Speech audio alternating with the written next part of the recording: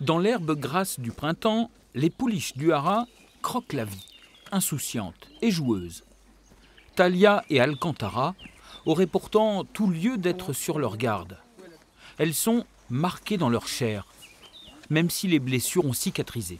Elles boitent pas, elles vont bien, elles passent leur journée au champ. Elles n'ont pas peur de nous. Non. Effectivement, dès qu'il y a quelqu'un qui vient dans le pré, faut qu'elles viennent voir, elles viennent, elles sont autour de nous, elles bougent pas, quoi. Elles pourraient être rancunières. Oui, mais non, même pas. Dans la nuit du 3 au 4 septembre 2020, les deux juments ont été retrouvés en sang dans le pré. Talia a l'épaule entaillée, le vétérinaire passe des heures à leur chevet. 47 points sont nécessaires pour refermer la plaie sur la cuisse d'Alcantara. Ah, c'est là. On voit juste le trait qui a bien cicatrisé.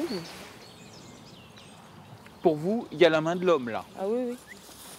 Ça, c'est une certitude.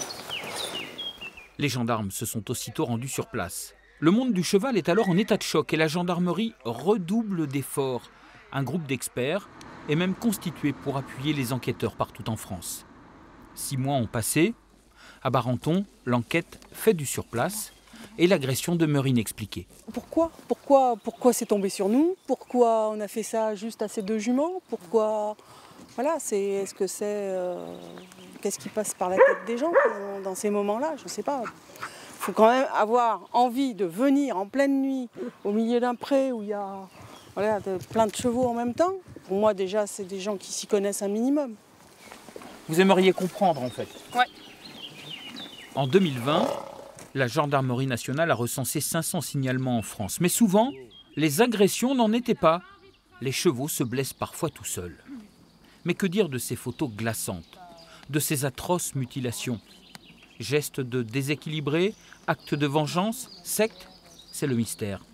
Autre phénomène intrigant, les agressions se sont poursuivies jusqu'en décembre. Et depuis, plus rien. Ça a commencé, ça s'est arrêté. Pourquoi, comment, par qui? On le saura peut-être un jour, j'espère. C'est pesant, ce mystère? Un peu, oui. Ouais, gentil bébé. Le poulinage est une merveille qui relègue bien des soucis. La vie reprend le dessus, mais elle n'est plus tout à fait la même. Désormais, ici, comme dans de nombreux haras, il n'est plus question de laisser les chevaux au pré la nuit. Dans l'histoire, ce sont les éleveurs qui ont perdu leur insouciance.